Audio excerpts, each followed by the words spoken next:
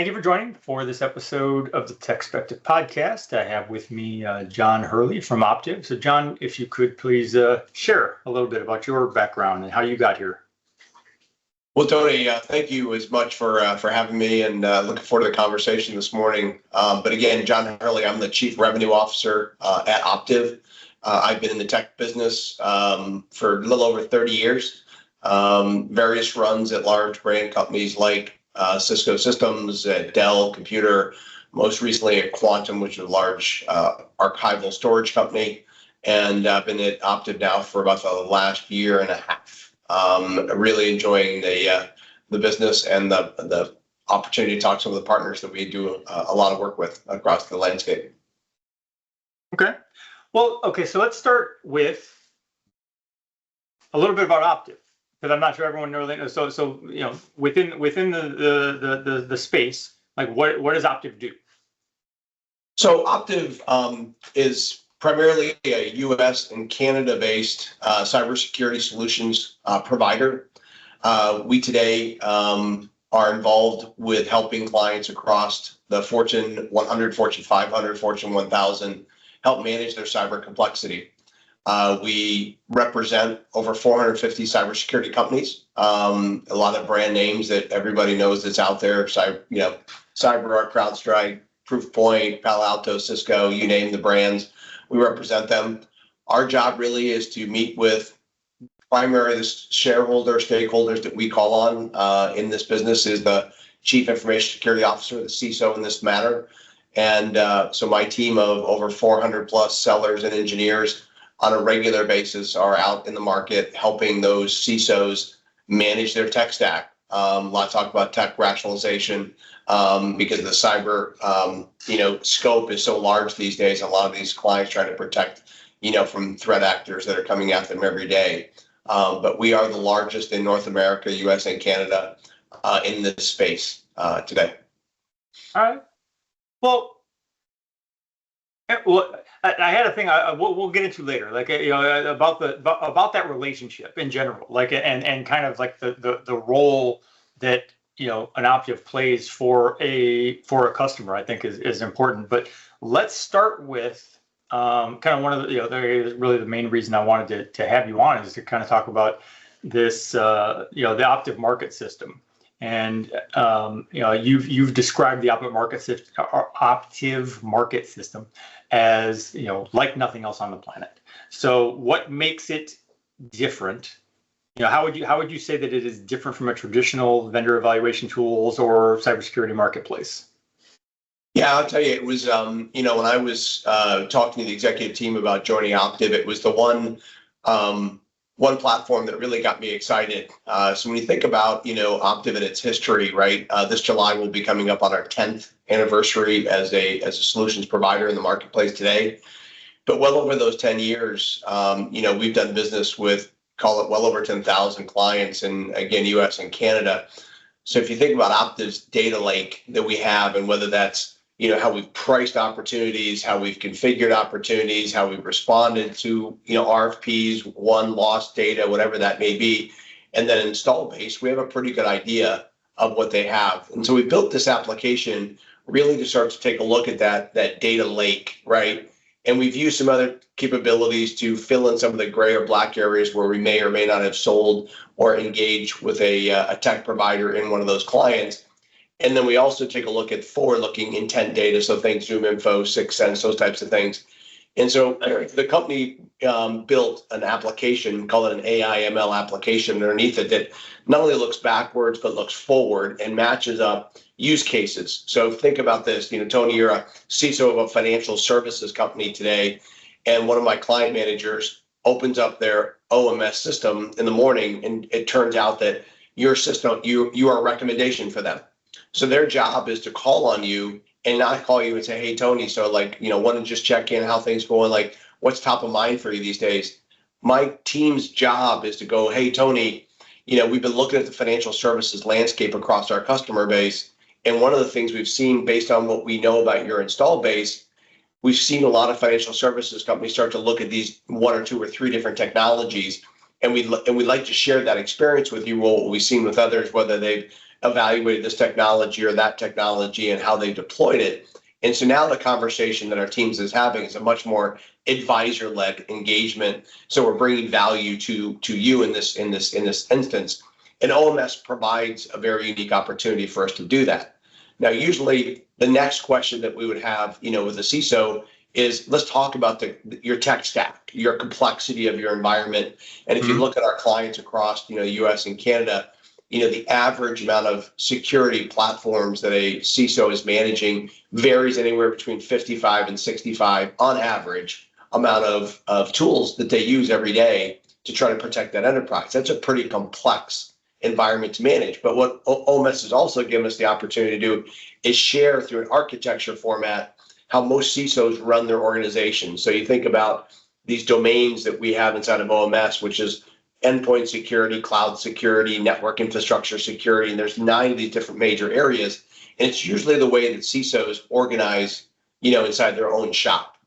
And we now take that same view, flip it over, instead of it being a call out campaign opportunity, meaning I just called on you and I know some information because I got a recommendation that it might be an opportunity that you might be evaluating. I can now sit down with that CISO and start to look at overlaps in their technology where maybe they're using 2 or 3 tools that they don't need to use 2 or 3 tools. They could use one versus the other. And it gives them a lot of opportunity to save some dollars, reinvest in some areas where they have more challenge and those types of things. So OMS has really evolved in how we do it. And we don't see my competitors, if you want to say that, in the marketplace today have a tool anywhere near the complexity. A lot of it's because we've been doing this for so long, so our data lake is massive. But the uniqueness of how we're approaching this, the CISO responses that I get when I do sit down with them is very, very positive. What we can do to help them. Okay. As you were talking, here's the analogy that kind of popped into my head, and you can tell me if you think this is even remotely accurate. I might go see a doctor for, my general practitioner for, general stuff, and he might prescribe something. And then I go see a specialist because I've got some pain in my shoulder and he might prescribe something. And those, to me, the doctors are the vendors in this equation. The doctors are, they're experts in their specific thing and they're trying to solve a specific problem for me. You guys are the pharmacy. Because then I expect the pharmacist to, because the doctors are always kind of prescribing things in a vacuum. They're prescribing what they think is best from their very focused angle. It's the pharmacist who is looking and saying, okay, but this drug doesn't really go with this drug, and you need to worry about these interactions, or maybe this drug would be a better drug. And I get it. I understand that, the way the world is today, pharmacists don't do a lot of that. They're really just transactional. But an old school, like a real pharmacist, that you actually have, the pharmacist on a first name basis, and it is part of the pharmacist's job to do that, to understand all of the medications you're taking and what the consequences are, what the interactions are, and so I see Optiv in kind of that position in the cybersecurity marketplace to say, okay, well, CrowdStrike's telling you to do this, and Palo Alto's telling you to do this, Qualys is telling you to do this, and we're here to tell you, based on what we know about you, here's how these things will work together. Here's how they might not work together. Maybe this would be a better solution. Yeah, and I think your analogy is very spot on, right? Because I think when you're sitting there and you're having that conversation with a chief information security officer, look, I mean, the fact that you get their time, in some cases is valued, right? So you need to utilize it the right way to where they feel like they're getting something out of it, knowing that those phones are ringing on a constant basis of things that are going on today. And we are the ones that should be able to show up and have a conversation about you're overspending an area you don't really need to be spending. We could commonize that on a platform. We could help you move out of that tool, help you transition that dollar or decommission that capability, because it really, you're conflicting with each other and you don't need to. That's a cost issue and that's a complexity issue. Both could be reduced, which then makes their lives a heck of a lot better. Right. They're thinking about, now I don't have 65 tools to work with. I maybe have 60 and I've saved X amount of dollars that now I can spend in other areas that I've been really trying to, put dollars into, but don't have the budget. As much as we want to say most most CISOs aren't getting more money these days, right? They're being asked to work within their bounds, right? So our job really is to help them rationalize that portfolio so they can get more cyber protection at the same dollar. But yeah, your analogy of a pharmacist is pretty good. Well, and what I was going to started to talk about earlier, but I said I'd hold off is that sort of trust relationship that you establish with the client. And so, if I'm a CISO and I have this relationship where, like, instead of me alone trying to, or with my team internally, trying to evaluate different tools and run through proof of concepts and do all these things and try to make those decisions, like, I still have to do a lot of that. I'm not going to totally hand it over, but to have someone like Optiv in that sort of trusted consultant position who also understands what's going on in my environment and can provide some insight, I think it is a valuable thing. And to the point you were just making, tool sprawl. I'm having a lot of tongue twisting issues this morning. Tool sprawl is a problem, and I think a lot, maybe not a lot, but there are situations where someone presents to you a point solution that you think sounds good, and you're like, yes, I have that problem. That solution solves that problem. Let me get that. But if you do that 15, 20 times, and you don't have and you don't step back to see, okay, well, how do these things interrelate, and is there overlap, and do I really need all of these things? Like you said, you end up with 65 tools when you really only need 50. So how does the Optiv market system help you or help security leaders rationalize and optimize those things? Yeah, it's a great question, Tony. And it's interesting. One of the questions that I always leave a meeting with, if it's the first time I've met with a CISO, the team brings me in, I'll also say, hey, I'll use you because you're on the screen here, but I'll say, so Tony, before I walk out the door, can you give me like one thing that you can leave me with that tells you that we're doing good by you? What's the value that Optiv brings? And I would tell you, and I'll give myself a little bit of headroom here, but 8 out of 10 times, I'll say that. I'd love to say 10 out of 10, but 8 out of 10 times that CISO will say, your team knows my environment so well. And if you think about my role, I get sometimes 20, 30 calls a week from cybersecurity companies that want to sell me the next widget, the next capability, the next protection device. And you know what I do with those leads? I point them at Optiv. Because my environment so well, you've mapped it out. You obviously showed me that within Optiv market system, so you have a good idea what my framework looks like, and you guys will actually evaluate the 2 or 3 that fit the criteria of where I need to fix some pain. And now I don't have to meet with 30 different salespeople. I meet with 2 or 3 in it, but it's extremely relevant. So when I look at Optiv market system, and when I turn that map over, right? Because when I say about the demand wheel of 9 domains, underneath those wheels, it kind of goes down into security and controls and systems, and it goes down about 45 of those areas that we actually go and have a conversation, with a client about. We can be pretty perspective around where they have overlaps in that tool sprawl that you talked about, and start to point out to them that this area you're doing extremely well in.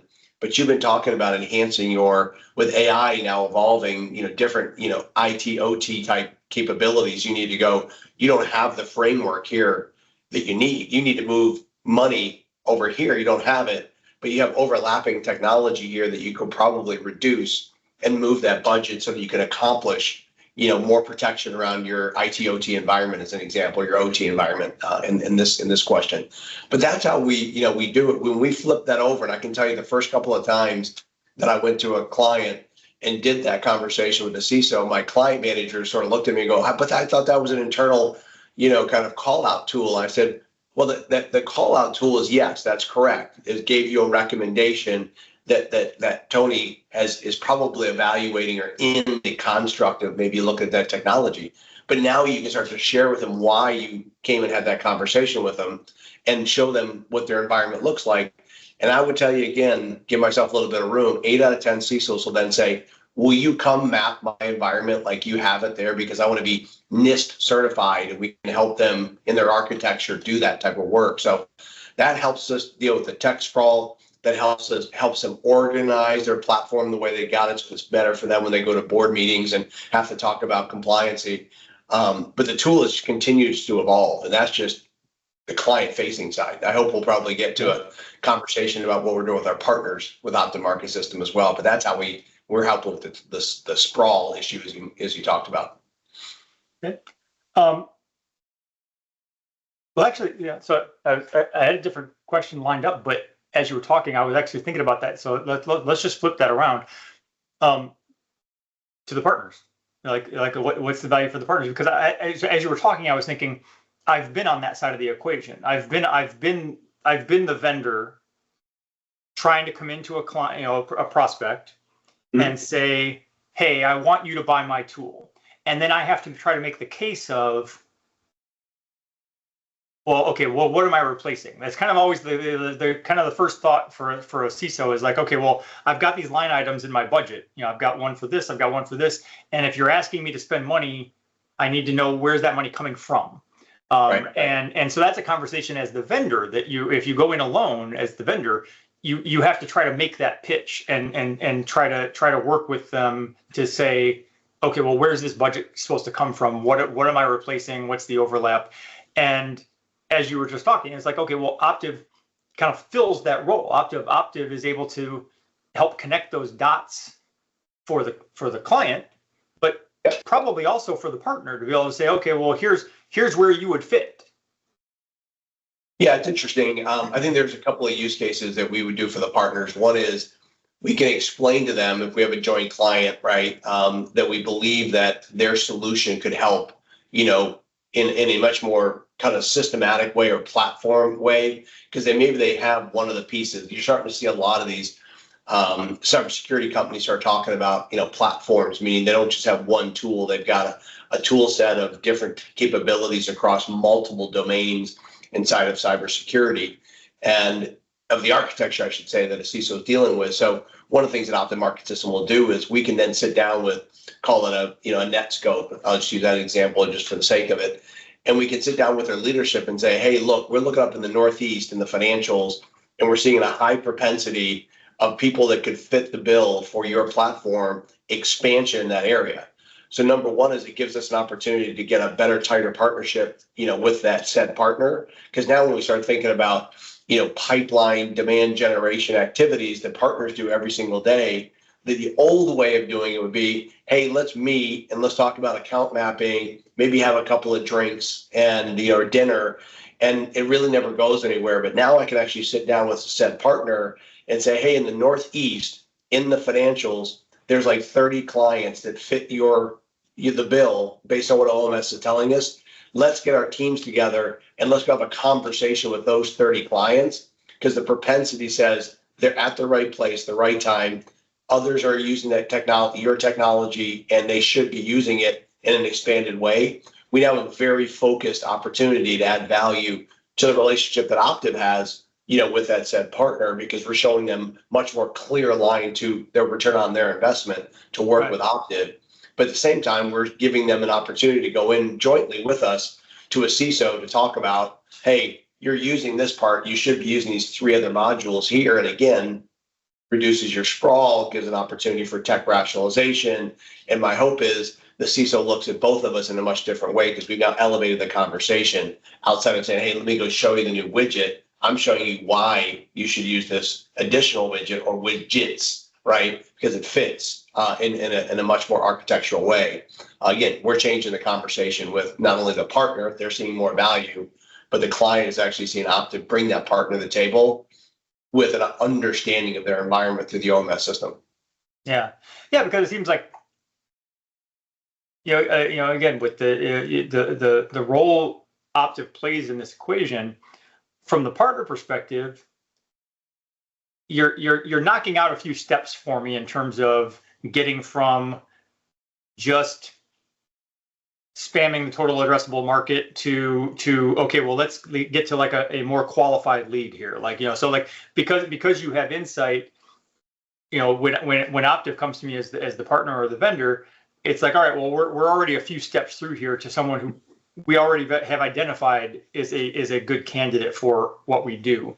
And on the flip side of it, when you go in together, going back to what we said at the beginning, it's you have this position as like a trusted advisor or whatever. So like, if I'm the partner, I'm also looking at that and saying, okay, well, that's going to really grease the wheel, in terms of being able to close this deal, because instead of me coming in just trying to sell you and pitch you on the advantages of my product or solution, I've got Optiv as this trusted consultant saying, yeah, you should do that. Yeah. I mean, again, if you think about the complexity again, there's 1,000 new cybersecurity companies are, being established today, right? Every year, I should say. Now you look at the marketplace that we play in, and you could argue, we're different than most, because people always say, who does Optiv compete against? I say we compete against, depends on the conversation. If we're in a services conversation or advisement conversation, we're competing against these types of partners. If we're just doing straight value-added reselling of the technology, then there's this, persona of partners that are out there, and so on and so on. So we're kind of a unique beast because we fit across so many of that advise, deploy, and manage, environments in cyber, but we still have to differentiate ourselves. And it's a very competitive market today because the majority of the tech market continues to feel a little bit of the pinch, but cyber is not one where people are saying, hey, I'm going to spend less so I can be less risk, averse. They're going to say, I need you to manage your portfolio better, and I need to increase our security posture. And I think because we play across those different domains of advise, deploy, and manage, our advisement with those partners that we have is much more significantly different than our competitive peers that are in the market today that may just be selling technology, but not using it in the value-added way that we use through OMS, for sure. Okay. I'm going to shift gears slightly. I tend to, because I've worked for longer than I care to disclose in the industry and around the industry. I often think of these things from a very tech and cybersecurity focused way, and sometimes I have to remind myself, like when you go to an RSA in particular or whatever, that some of the people walk in the floor who are looking for solutions. There are other businesses, like they might be in manufacturing, they might be a pharmaceutical company, they, who knows what they do. And on the one hand, I would expect that someone who is a IT professional who happens to work in manufacturing should still know what's going on from a cybersecurity perspective. They like the industry might not, but that person's job is to know that. But all that's a very long-winded way of getting around to like the jargon and the buzzwords that we use. And one of the challenges, and I've talked about this many times on previous podcasts, as someone who works with clients doing content marketing and working on campaigns and stuff, a few years back I went to RSA specifically and walked the floor and just kind of like documented the language that people were using, to see that like most booths were somehow saying AI ML, or most booths were saying comprehensive visibility and stuff. And part of my takeaway from that was, okay, well, I know enough to go booth to booth and understand, okay, well, how are they using AI ML versus how are they using it? Or now you could say generative AI or agentic AI. Like, well, just because we're all saying it, what does that really mean? Right. And the same thing with visibility, because but I would look at that and say, okay, but if I don't know, if I am just someone who's walking the floor trying to understand, okay, well, what are these solutions and how will they help me? That's very confusing, because if you all say the same thing, how am I supposed to know which tool to buy? So in practice, from an Optiv perspective, how do you kind of how do you help clients cut through that noise and understand, if everyone's using the same jargon, if everyone's using the same buzzwords, understand like, okay, well, yeah, but this tool does this and this tool does that, and those aren't the same thing. Yeah. So you mean like the SIM, SOAR, IAM, PAM, you just keep and I think it's getting worse because of generative AI and agentic AI, because the overlap, there's a lot of there's more convergence, where something that was previously a tool where you say, okay, this tool is this, it fits in this segment.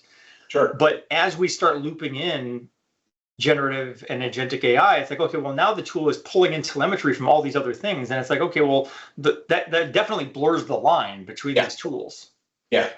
Well, and again, not from an overselling perspective, but one of the things I think that's really interesting when we do sit down with a CISO in this conversation, we did build OMS specifically, in a client's language, right? Meaning when we built the 9 core domains, right? If you sit down with the CISO, they'll normally have an identity leadership team. They'll have a cloud security leadership team. They're basically organized in the way that we built, if you want to call it the infamous OMS wheel, but we also built it with an architecture, reference architecture. It wasn't one that we made up. It was, whether you're MITRE or whether you're NIST, whatever it might be that you're trying to become certified, we're using their language, right, that a CISO can understand. But at the same time, we don't use just PAM and identity and like the different buzz things around it. With their actual words, endpoint security, like cloud security, so that when you are talking to somebody, and it doesn't really matter the industry, right? Whether you're in pharma, whether you're in healthcare, whether you're in financial services or manufacturing, they're all dealing with some element of that architecture that we have out there. It's just the way the market has been put together. So we wanted it to be a way that could guide them in the conversation, right? So it wasn't a real difficult one. And then it would give us an opportunity to talk about, as we mentioned earlier, this advice that we would give them saying, hey, we've looked at your infrastructure, the way you guys are organized and your tool sets, and that overlapping type of conversation that consistently goes on, we can kind of up-level the conversation a lot easier than having just buzzword jargon. We can literally say, hey, you want to become this in endpoint security. Well, here's the 5 or 6 different elements that you need to go and have in your architecture. And today, you're missing 3 of these areas. So you have an exposure point here that we would see, we recommend you do this, right? And again, OMS kind of drives that conversation, but it brings it down to what is the business issue that the CISO is really trying to solve? What area of the business is he trying to fix, or at least try to enhance or, make it a much more postured, protection? And we do believe at that point, because we've done this for so long, that we can actually cut through the jargon and the buzzwords and have a business-led conversation with the CISO versus just coming in and saying, hey, what are you looking at for PAM? What are you looking at for SOAR? What are you looking at for SIM? Because that's a kind of a tech conversation and usually doesn't work with the CISO. They want to know, like, how are you going to help me? I've got a lot of things going on in my life right now.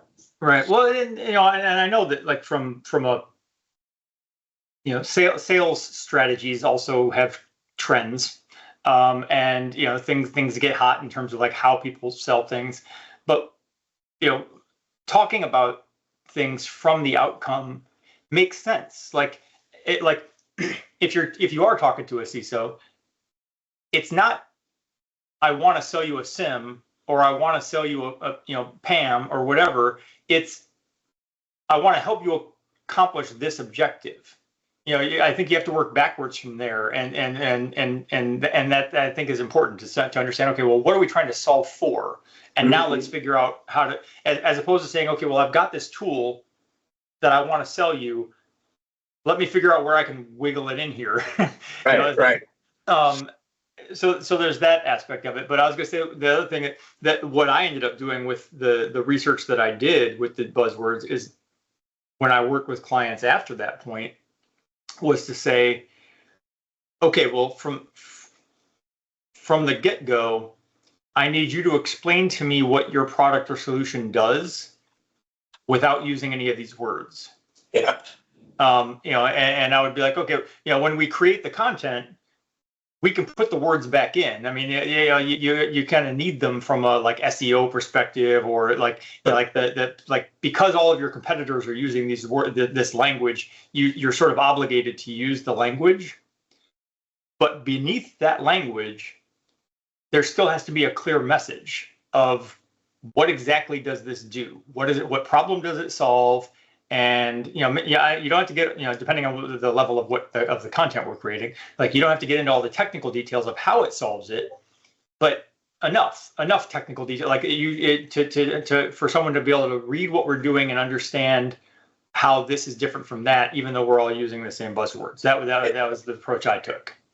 Yeah, and I think it's interesting. I call it ride-alongs, right? I'll fly into a city, and I'll get several client managers that will say, "Hey, can I take you to see so and so, so and so?" And I'm like, "Yeah, I'd love to go see those folks." So I'll be driving along. I'll just use you as an example here. But I'm like, "So we're going to go meet Tony. What's Tony do?" "Well, Tony's a CISO." "Okay, what are we meeting Tony about?"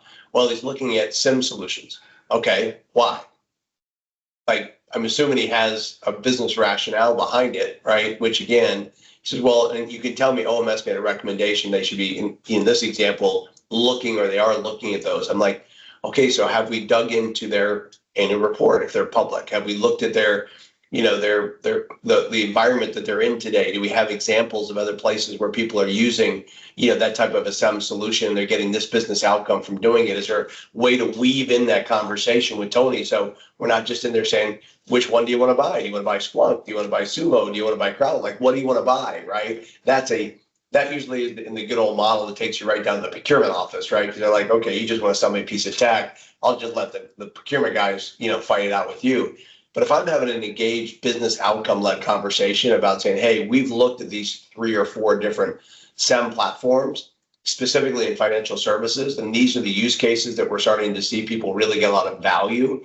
Here's the goods and the bads about each of them that we see through our clients." Again, on average, we'll do business this year with over 4,500 clients in US and Canada. So our visibility to, different use cases and different platforms, we should be able to give that feedback to a client, which then again, my hope is keeps them interested in doing business longer with Optiv. It gives us more time in their room to learn more about what they're doing, right? Maybe opens up different opportunities for us, but at least we show up in a way that doesn't make us look like we're just trying to sling tech. We're actually out there trying to solve a very complex challenge for them that keeps them up at night, or when that phone buzzes in the middle of the night, they know who they can call because, we're one of those people who will come to help. So. Right. Yeah, one thing that occurred to me again. I'm going to go back to my pharmacy analogy. Is when you have someone who's like, well, like if you had a client that came to you and said, well, we want a SIM, and if you don't ask the why, it's a little bit like how you can watch 20 minutes of television, any channel, any genre, and you're bound to see probably at least 3 pharmaceutical commercials. And the pharmaceutical commercials always end with, go tell your doctor you want this. And I'm like, actually, I'm going to see my doctor because they're the expert and I want them to tell me what I should be taking. I'm not qualified to tell my doctor what I want.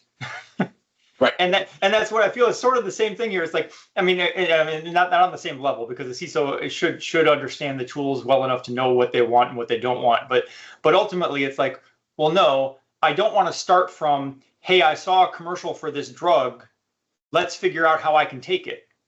It's like, no, I want to start from, here's the problem I'm having. Now let's work backward and figure out which medication makes sense. Well, if you take that example, one of the things you also see is you go to the doctor, you present to them your symptoms, right? They, through other kinds of, lab work, will come back with some level of recommendation, what they believe is your ailment, right? They'll send you to the pharmacy to go pick up your prescription. And what's one of the last things the pharmacist probably always says to everybody when they hand them the bag of pharmacy or the drugs is, do you have any questions about this medication? Do you have any questions about the side effects? And like you said about the TV commercials, the 5 minutes after they present this thing that's going to save your life or make you feel a hell of a lot better, it's got like 75 different side effects to it that you have to evaluate. Kill you. Every one of them exactly, will kill you. Right. So I think, in that case, we do play that game a bit. And I'll say this is, and again, we have tremendous partnerships. So we're very, very blessed to have a lot of partnerships. But look, there are times that people will try to sell a widget to a client because they think they need it. And then we'll walk in the door, and that advisementship we have because of that CISO says, hey, I look for your guys' perspective.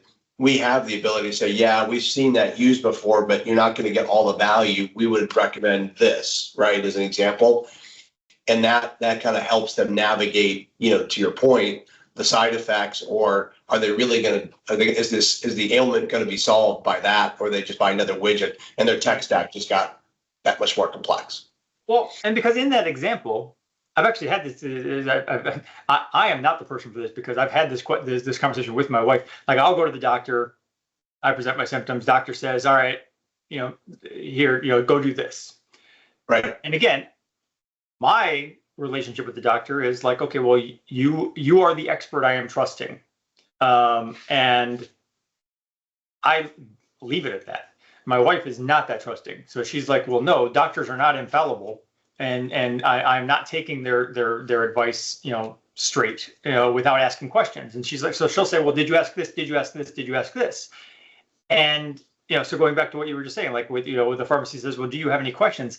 And the problem for me is, well, no, because I don't know what I don't know. So I have no idea what question I'm supposed to ask you. I think that's too open-ended. Right. It's like, when the pharmacist says, do you have any questions? My question back would be, I don't know. Is there a question I'm supposed to ask? Well, but to your point, though, in that state, right, and I think the pharmacies have gotten really, really good at this over the years, is if a doctor prescribes something, it's usually the pharmacist that will say, hey, by the way, you're already taking this medication you got prescribed is not going to make you feel that goes back to my original analogy. It's that person's job to know, like, what are the other medications you're taking, and they're the ones who also walk you through and say, hey, you know what, you need to take this on an empty stomach. You need to do, and you get that feedback and stuff. But yeah, it's like, I think it comes back to the trusted consultant position that Optiv plays in this equation, to say, a customer, a CISO at a customer, ideally they know what questions to ask, but maybe they don't. Maybe they haven't thought of all the questions, and it's nice to have someone else who understands the environment well enough to kind of say, okay, well, here are some questions you should ask. Yeah. And I think that's what, our hope is. And again, I, try to, overstress this, but I think because of our nature that we've been around this, we grew up in the cybersecurity business, right? So when you think about the history that we bring to a client, we're not just somebody trying to get in the cybersecurity business. We've lived it for, well over 15 plus years, even before we were Optiv, right? We were Accubon Fishnet that, 10 years ago we became Optiv.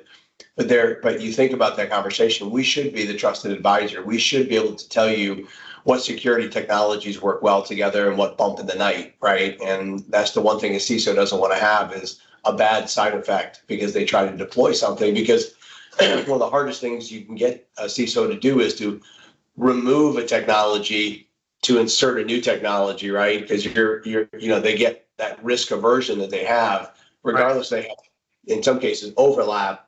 Just getting them to work their way through that's the pharmacist saying, it's going to be okay. If you drink it with milk, you'll be fine, right? Or if you take it at breakfast, you'll be fine, right?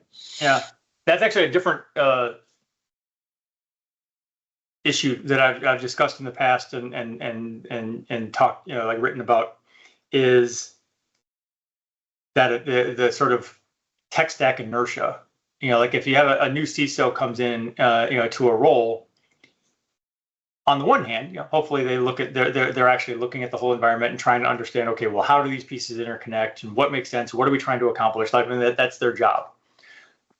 But when it comes to budgeting and pulling the trigger on what to buy, for next year, it's a lot easier to just renew what you already have. Mm-hmm. And failing that, it's also a lot easier to replace what you have with a competing thing that's the same. Like your line item is the same. Yep. It's a bold move. It takes some real confidence to say, we're not going to use that tool anymore. That whole thing, just get rid of it. We're going to get something else entirely. And so there is a level of inertia to it where it's real easy to just keep doing what you're doing. And especially if you're new in the role, you feel like it's harder to get in trouble for that. Like, I'm not going to get blamed for renewing the tool that the other guy already had. Right. Well, Well, and again, to the example I was given is that we, as much as we want to go in and help, CISO or that IT department really start to do that tech rationalization, which I would say this one I can be very confident. 9 out of 10 meetings I have is about tech rationalization, but in those 9 out of 10 meetings, the risk conversation comes up every single time. Like, I get it that I have too many tools. I worry about if I pull that one out and put something new in, what's going to then break in the middle of the night. And that's again where I think our advisementship of saying, hey, we've been doing this for a long time. We deal with financial services customers every day who are using this tool stack, working with this tool stack. And I can confidently give you referenceable examples of where it's working really, really well. And I would tell you that we can tell you where it's fallen down and it's been painful. And again, that's just the historical expertise that we bring to the table because we have history and experience with so many different brands of companies across so many different vertical sectors. Okay.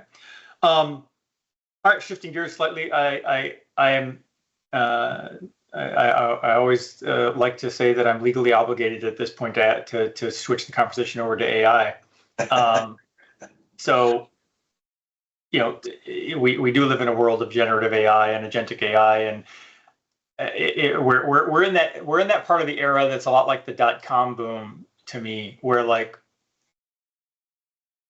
it's hot enough that everyone understands, like everyone knows they should be doing it, but a lot of companies are doing it without having, to kind of go to our earlier part of the conversation, without the why. Like they're doing it because everyone else is doing it, and they're doing it because they saw that it's hot and they know they're supposed to do it. But like in the .com days, you had a lot of companies who were like, all right, well, we need to go out and buy the domain for TonyBradley.com. And someone would say, why? I'm like, well, I don't know. Everyone's got a .com. We're supposed to have one, And then you had companies who would like literally just have it be like a static billboard where they just took their whatever they had created as a physical handout and converted it to a digital form, and it's just there as kind of a digital billboard. And it's like, okay, you're doing it wrong. I feel like that's where we're at with a lot of the AI stuff. Is that a lot of companies are. Maybe they had a chat bot. I had this conversation with someone who they had a chat bot, and the CEO came to them and said, well, I need you to make it, generative AI or whatever. And they were kind of like, why? Like how is it going to do something different than what it already does? Just because we put the word generative AI in front of it. So again, very long-winded way of saying, what role does AI play in OMS and for Optiv? Like how are you leveraging AI to help clients or partners? Well, a couple things. I mean, I think a year ago, you'd say a lot of buzzwords around AI were out there. I think people were sandboxing. I think people were testing, but I think you're starting to see a lot more a year later using it in real life, right? Whether it's, in a security operations center, in a SOC example, where AI is now, in some cases, going to be the first line, right? They're the ones that are going to be doing the quick analysis of what's going on. I still believe at this point a human is still going to actually push the button and actually make the change if that's what's required. I think we're going to see that flip at some point, right? Just because of the sheer threat actors that are using AI to find new ways to get into a client's business. And we are starting to see a lot more of that, right? Today, where AI is starting to merge up, where people, and back in the day, they used to call it shadow IT, right? And things how cloud sort of emerged, right? Where business units were out there just buying cloud space to run their applications. And next thing you know, CISO found out that CIO found out they had 30-40% of their budget that the company was spending was not part of IT standards, right? They had to protect that. They had to bring it back in house, if you want to call it. I think AI is probably going to see the same type of challenge because the appetite that business owners have with, call it ChatGPT or Copilot or whatever it may be, it's pretty expansive, right? Because it does have huge business opportunity, whether it's speed, creativity, the information they can do about business use cases, but it still needs to be protected, right? And I think that's where, when we see it in our system, and again, we're using a variant of it when I say OMS has a AI application underneath it, it's mining that data consistently, right, forward and backward. And again, inside of our environment, right, we're not using AI outside of, our private environment to do that type of work, but we're using that data to help us have a better business-led conversation. Really. Is there a lot of other use cases that, yeah, I'd love to use it for, emailing and consistency of engagement and, all the things that kind of come with it if I put my sales guy hat on, that I'd love to do. And we're going to continue to explore ways of using the data we get out of OMS and how do we merge with AI to actually physically, or, if you want to say that, go out and help do a better job of, presenting our customers saying, hey, we've seen you buy this. Here's some recommendations for something else. Here's the use cases you'd have. And if I had AI doing that, right, in a way, I could triple the capacity that my sellers have, because AI would actually be starting the conversation. So think SDR, like sales development rep or inside sales, pick up the phone, dial. Like, I know you probably get 1,000 of these a week, like I do, right? If people want to solve my business problems for me. But there's got to be a better way to do it. But again, it has to be in controls. Security has to be aware of it. And we're doing a lot of consulting today with a lot of clients about where are they in their AI journey? Because some people are in the infancy of it. Some people are full blown. I want to go deploy, agentic AI into my environment for call centers, for manufacturing capability, for planning, diagnostics, for financial services, whatever it may be. Right. And those are huge, huge challenges that these clients are having. So we feel pretty good about the fact that, our posture around security first, especially with AI, we do believe there's use cases that we can go out and help customers navigate through safely. Okay. Well, and I think, there are obviously varying opinions. I can just go out on LinkedIn and I can see the extremes. You have one side saying it's utterly magic and it's going to solve every possible problem that ever existed, and the other side saying it's completely snake oil, smoke and mirrors. It's not even real. And I've used it enough that I feel like the reality is definitely in between. The reality is, it's very good at some things. It's got a long way to go in other things. I think there's a lot of aspirational potential for what it can be. But even today, I would say there are things it's just exceptionally good at, because even the people who are the generative AI detractors will basically say, well, it's not even, people attribute it with all these like personifications of anthropomorphizing the AI. And they're like, it's just pattern matching. It's just doing searches and pattern matching. And it's like, okay, but there's a use for that. And so for like I've talked with many clients about, the use of generative AI in a like level 1 security operations center, SOC analyst type position. It's like that whole role traditionally is sifting through log files to pattern match. That's literally what the job is. And I think, as you just described it, there is an element of that to what Optiv is doing, and what you can do with OMS as well, is to say, okay, well, we want to recognize these tools work well together. These tools don't work well together. In this industry, to solve this problem, this is a good solution set. And yes, a human being is capable of doing that stuff, but AI is capable of doing it at much greater scale and speed. Yeah. Yeah, like the example you just gave, I mean, that first level, analyst, right, whose log files are coming out of it at an increasing pace. AI can evaluate those things very, very quickly. The question then will be is when it clicks up to the second level, when these alerts come out, somebody still has to have up there with the expertise to say, okay, that does make sense. And then you can say to AI, like, go write the script that needs to be done, and it happens momentarily, but somebody still needs to go push the button. But you still got to have the speed that's coming at these guys is amazing right now with what they're having to deal with on a regular basis. But an OMS for us is it's a way to kind of navigate our way through that, to simplify that conversation, because again, history, data lake, experience in doing those types of things. We're having this conversation every day as clients are being pushed by their business owners to use more and more AI in how they operate. I'd be shocked if a CEO today is not having a conversation with his or her leadership about how are we using AI in the building, and the CISO and the CIO are trying to figure out how to say, hey, well, wait a second, let's make sure we have our security posture protected before we just let these guys go off and do that, right? Which I think is a fair conversation to have. For sure. So we're coming up on time. We're not at time, but we're coming up on time. So I wanted to ask, like, how, in your role as CRO, how do you see that role evolving?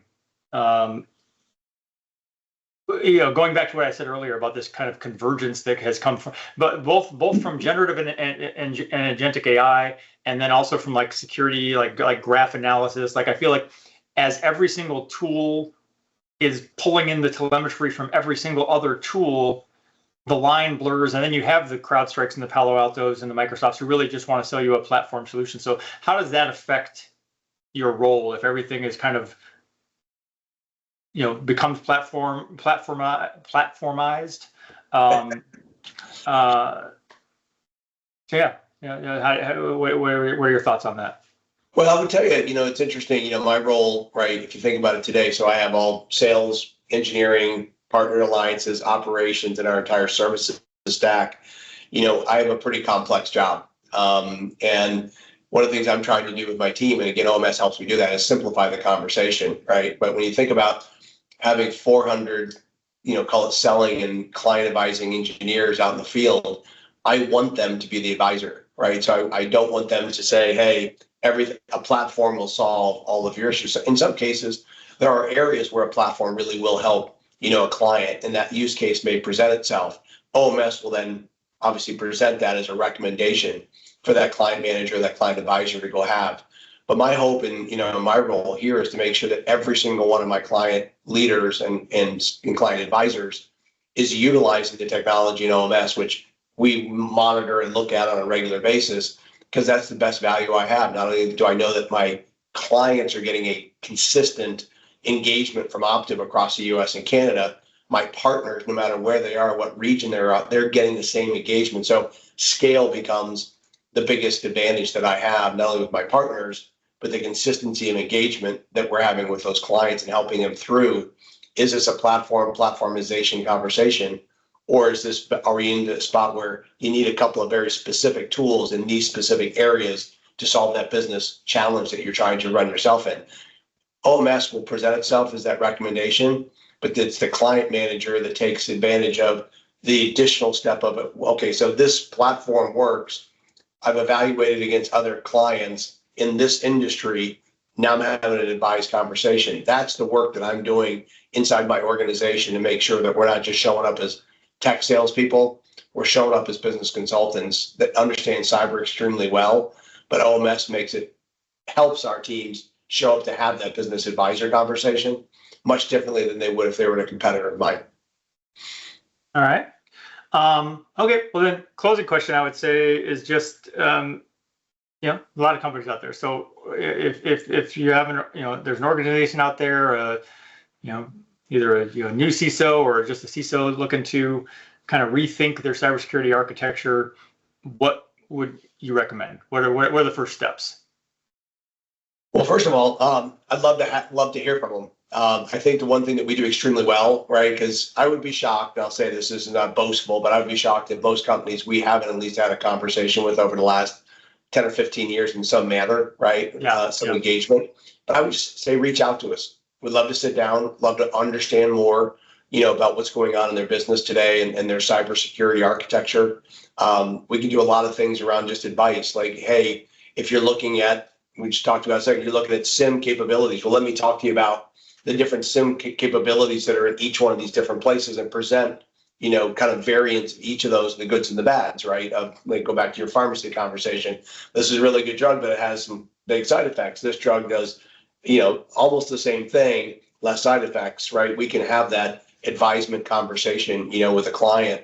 Let our client advisors come in and we'll map the security technologies around. If you want to run a NIST architecture as an example for certification, we can tell you how far you're away or what capabilities you need to have in order to do that. So we can be that advisement. It's all free. We don't charge for that work to come in and have that conversation. We think that our history and experience will give you something more than a standard tech bar that's out in the market will do, just based on what we bring to the table. But yeah, we'd love to sit down and have a conversation. Doesn't cost anything, and hopefully we can come out of it with a safer and less expensive cyber architecture that you might have to go run, and makes life a lot easier for both of us. Awesome. All right. Well, I would like to thank you for taking the time. I think it was a good conversation. I think we covered a lot of good stuff. So yeah, appreciate it. Tony, thank you. I enjoyed it. If I can do anything else, we can continue the conversation. I'm happy to do it, and I really appreciate your time. I appreciate you investing your time to listen to the podcast, but I also invite you to engage on social media. Please go like our Facebook page and follow at TechSpective on Twitter and Instagram. You can feel free to let me know what you like, let me know what you don't like, let me know if you love it, let me know if it sucks, and let me know what products you'd like to see reviewed or what questions you'd like to see answered in future posts.